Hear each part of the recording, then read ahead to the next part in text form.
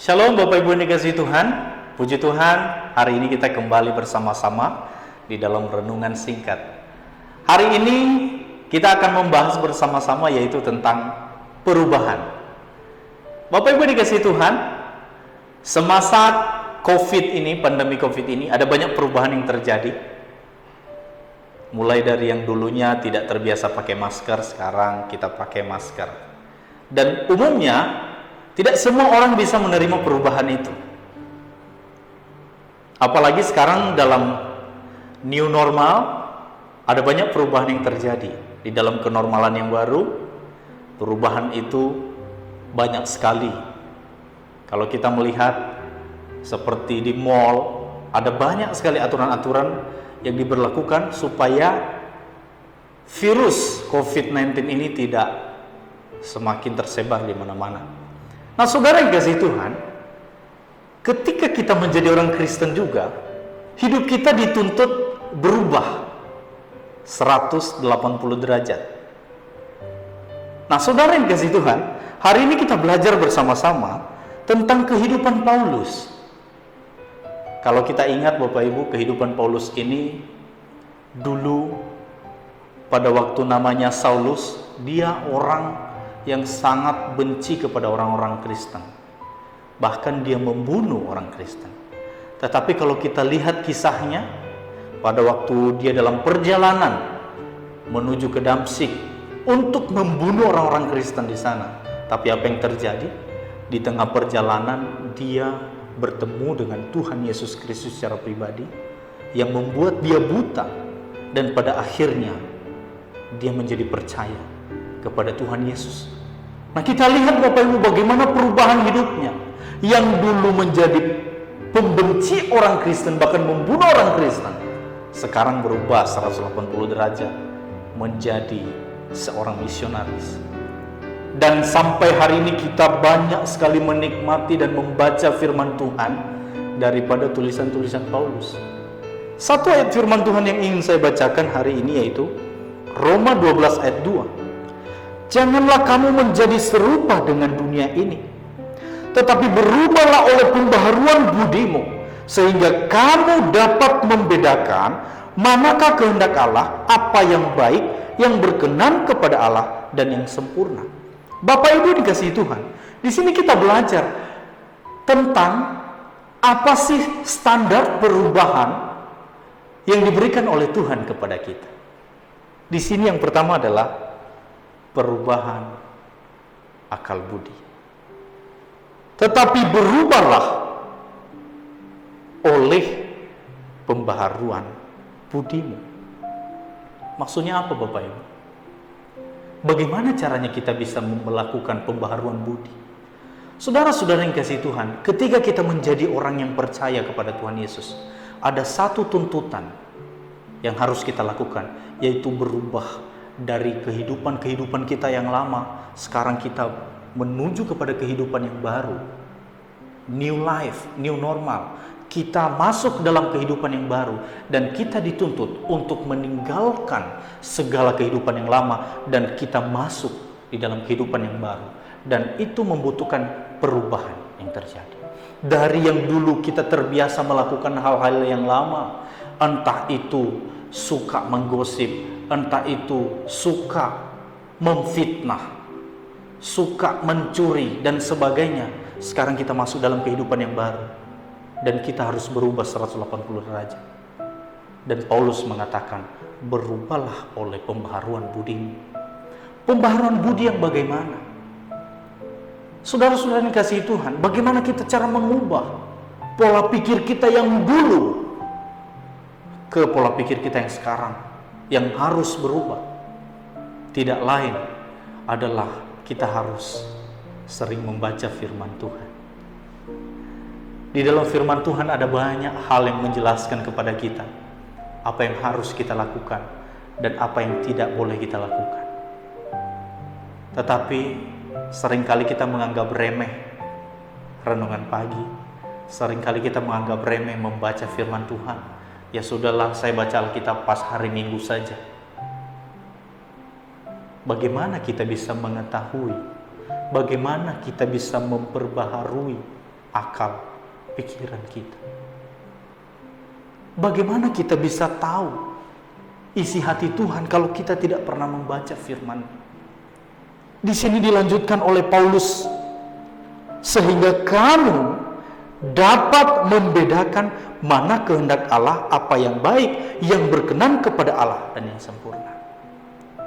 Untuk apa kita memperbaharui akal budi kita agar kita dapat membedakan mana yang baik dan mana yang tidak baik?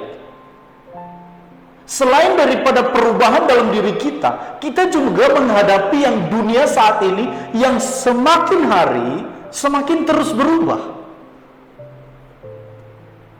Nah, bagaimana dengan kita? Apakah dengan perubahan-perubahan dunia yang ada kita juga ikut-ikutan di dalam perubahan itu dan kita terjerumus di dalam pengajaran-pengajaran yang duniawi tawarkan?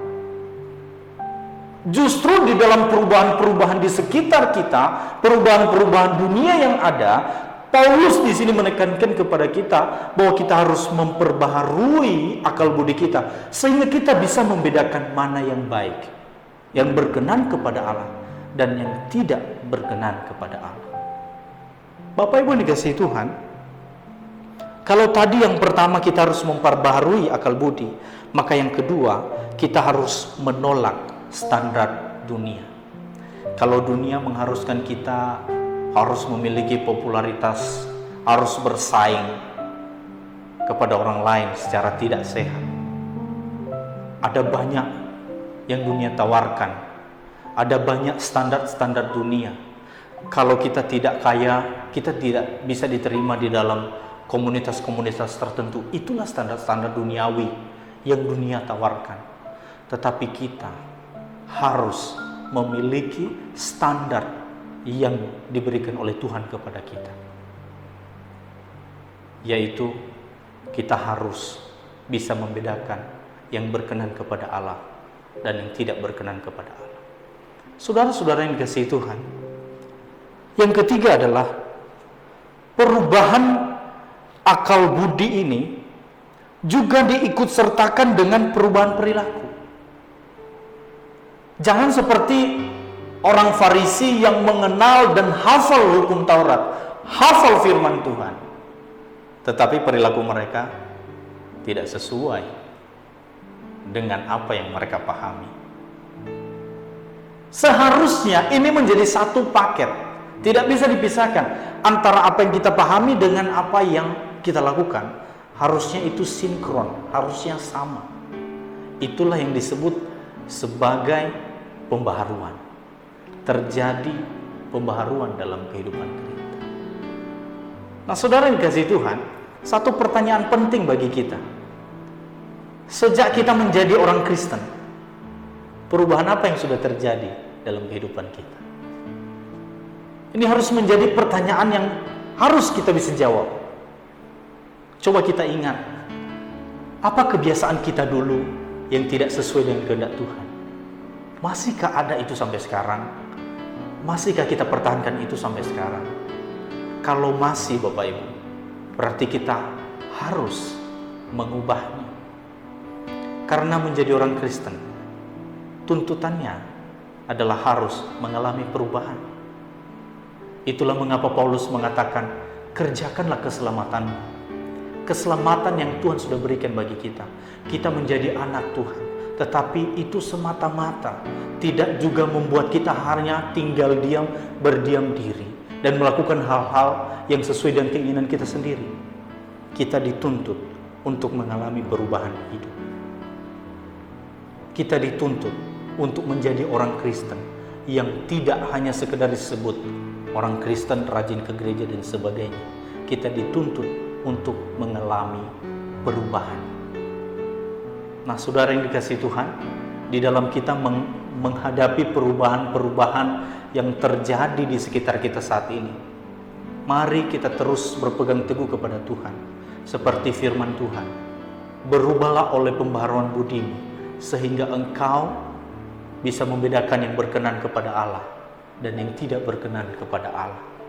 Maka saya percaya, hidup kita akan terus-menerus diberkati oleh Tuhan ketika kita mengalami perubahan. Memang tidak mudah Bapak Ibu.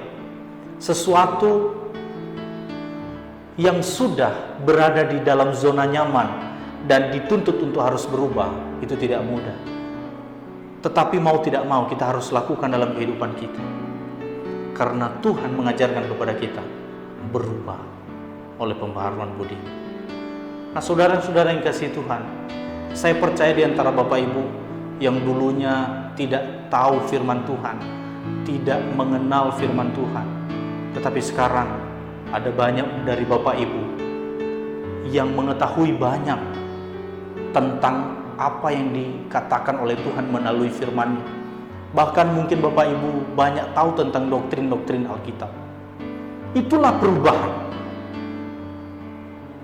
Tetapi tidak cukup sampai di situ. Kita semakin hari semakin berubah di dalam pikiran kita dan juga dalam perilaku kita. Begitu bahagianya kita Bapak Ibu kalau kita bisa meninggalkan hal-hal duniawi yang tidak sesuai dengan kehendak Tuhan dan kita berubah, kita melakukan hal-hal yang berkenan di hadapan Tuhan. Mari Bapak Ibu semua kita ingat apa yang perlu kita ubah. Kita koreksi diri kita, apa yang perlu kita ubah dalam diri kita. Hal-hal apa yang tidak berkenan kepada Tuhan yang harus saya ubah. Dan mari kita mengubahnya perlahan-lahan, dan saya percaya Bapak Ibu akan diberkati oleh Tuhan dan Tuhan disenangkan melalui kehidupan kita. Dan juga orang-orang di sekitar kita dapat menikmati perubahan yang terjadi di dalam kehidupan kita. Amin untuk firman Tuhan. Tuhan Yesus memberkati.